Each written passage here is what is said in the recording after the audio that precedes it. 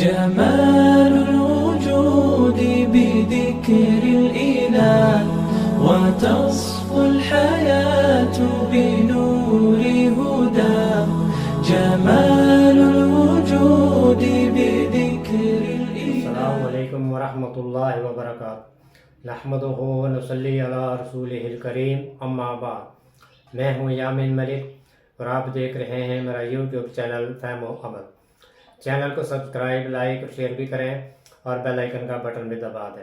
آج ہم انشاءاللہ اللہ تعالیٰ کی توفیق سے سورہ بقرہ کی آیت نمبر 23 کا لفظ مطلب، اس کے روٹ ورڈ یعنی مادہ کے حوالے سے سمجھنے کی سعادت حاصل کریں گے.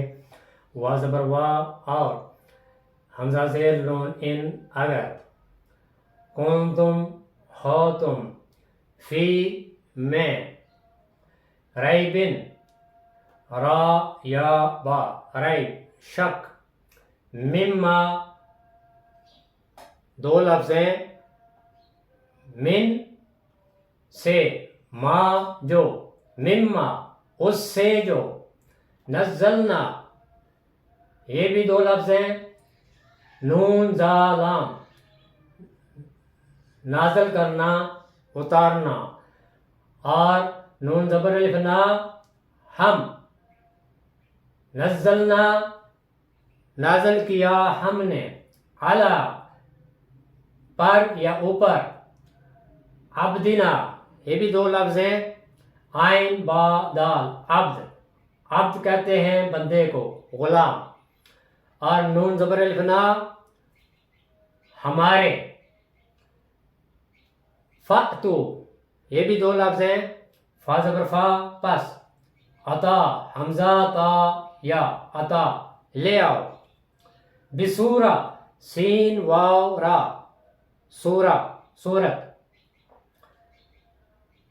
من مثلہ میم صا لام مثل مانند مثال اس جیسی، ودعو دال عین واو دعا بلانا پکارنا، شہداء شین ہا دال یہ اس کا روٹ ورڈ ہے، شاہد گواہ، کم اپنے، من دون اللہ دون کا مطلب ہوتا ہے سوائے، علاوہ، آگے، پیچھے، اوپر، نیچے، یہ سارے معنی دون کے ہیں. من دون اللہ اللہ کے سوا، ان اگر، کنتم ہو تم، صادقین صاد دال کاف صدق سچ،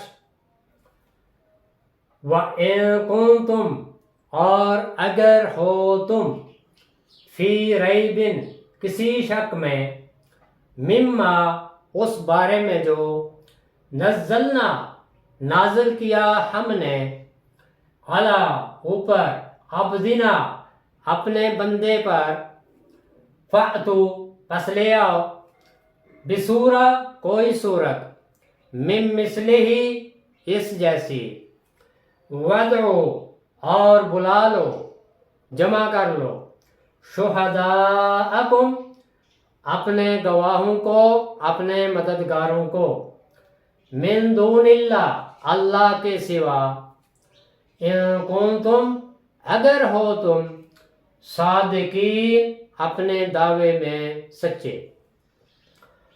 وہ الفاظ جن کا روٹ ورڈ کے ساتھ وضاحت ضروری ہے، ریبن را یا با ریب، ریب کہتے ہیں ایسا شک جس میں اضطراب بھی ہو اور بے چینی بھی ہو.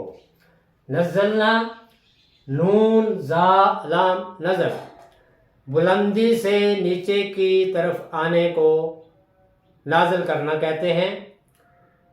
اترنا، پڑاؤ، اسی سے نزل بھی ہے روٹ ورڈ کے ساتھ، مہمان نوازی، اور اسی روٹ ورڈ کے ساتھ تنزیل ہے جس کا مطلب ہوتا ہے تھوڑا تھوڑا کر کے اتارنا، اور اسی روٹ ورڈ کے ساتھ انزال بھی ہے، اور انزال کا مطلب ہوتا ہے یک بار مکمل طور پر اتارنا.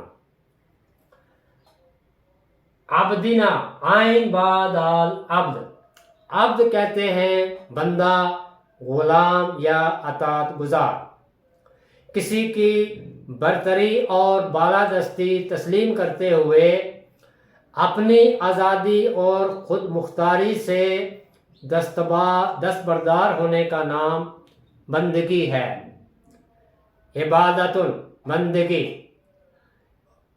جھکنا، احکام خداوندی کی پیروی کرنا۔ فأتو عطا، حمزہ تا یا، یہ اس کا روٹ ورڈ ہے۔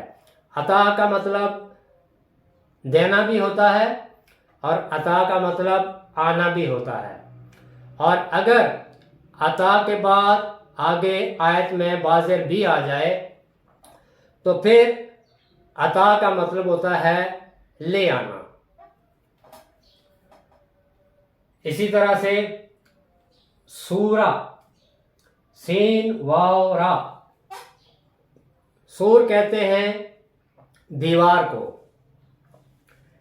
ایسی دیوار جسے پھاند کر اندر داخل نہ ہو سکے، اسی سے پھر بلندی بھی مراد ہے۔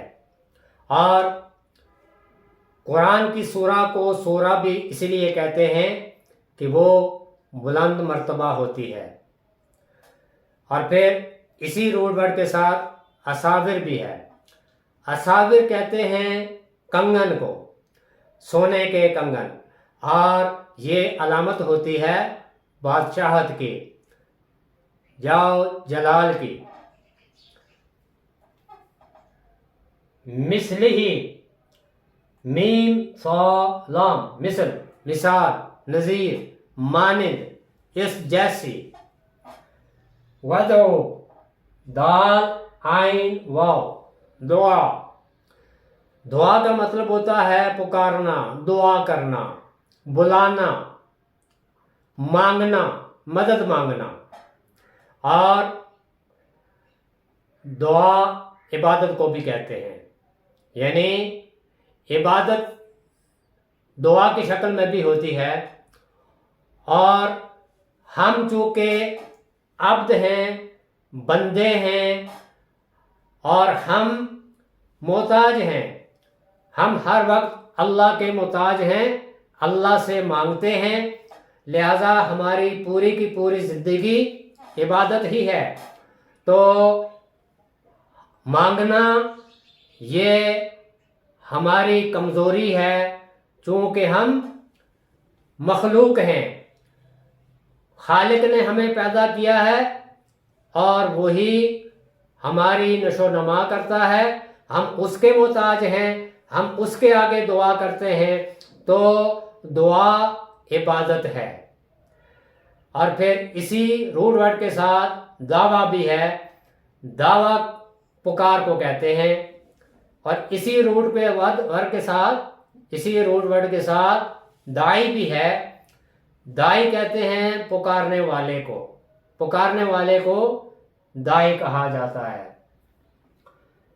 شہداء، شین ہا دا، شہید، شاہد، گواہ۔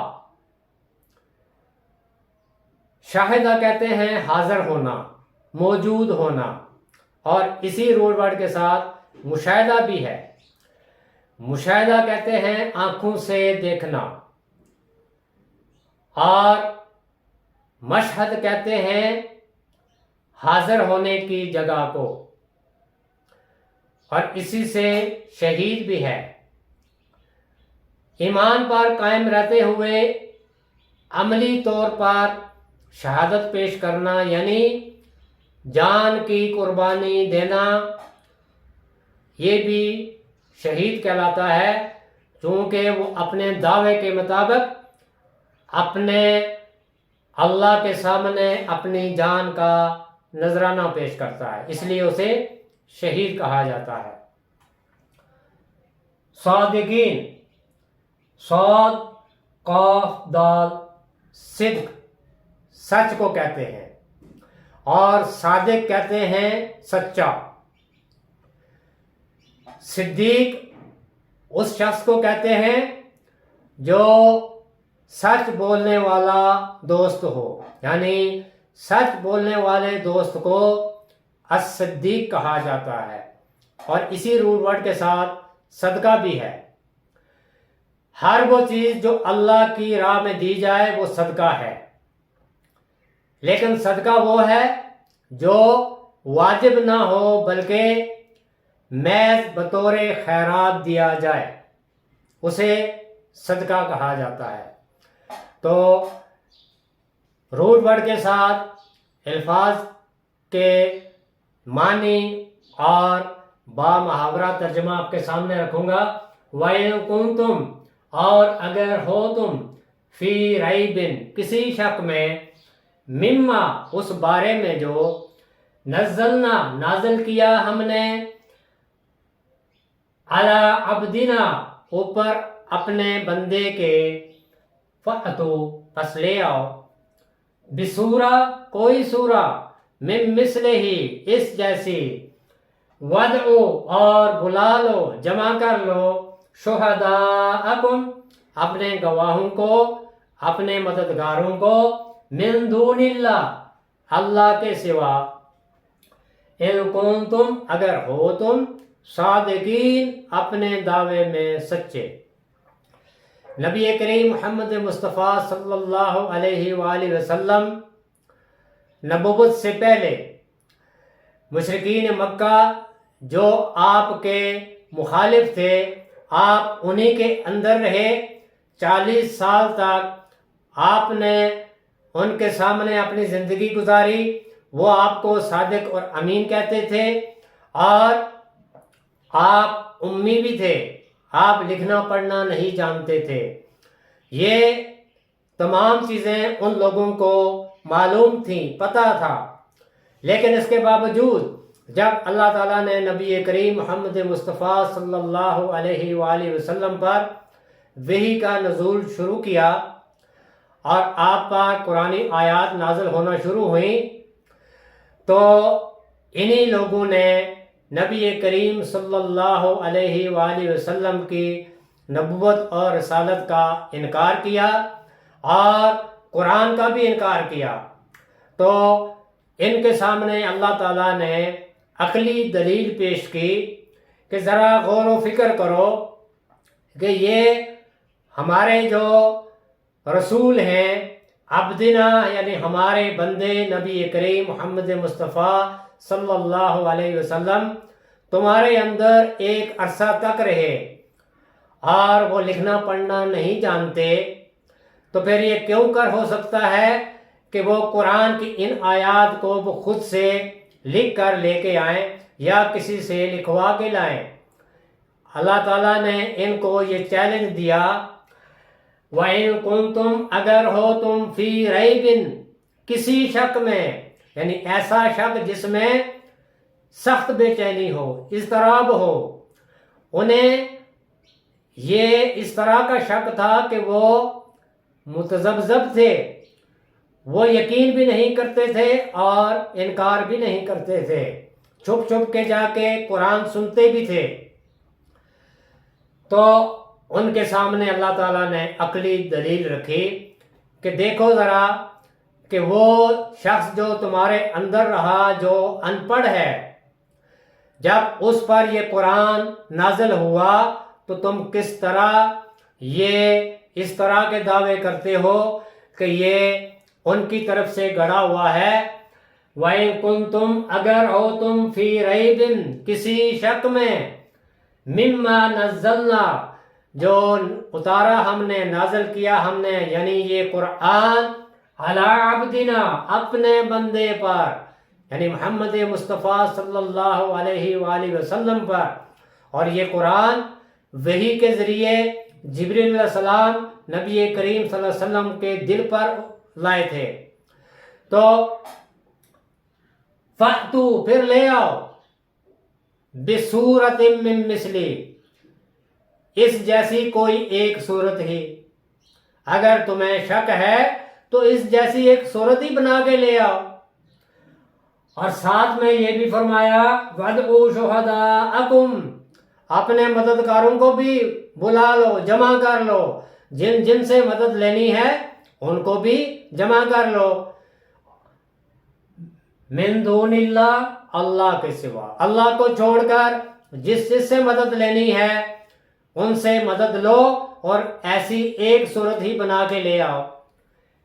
ان کنتم صادقین، اگر تم اپنے اس دعوے میں سچے ہو کہ یہ قرآن اللہ کی طرف سے نہیں بلکہ کسی کا گھڑا ہوا ہے، یہ ان کا دعویٰ تھا، تو اس دعوے کے مقابلے میں اللہ تعالیٰ نے ان کو یہ عقلی دلیل دی، ان کو جھنجھوڑا کہ ذرا غور و فکر کرو، اپنی عقل سے کام لو۔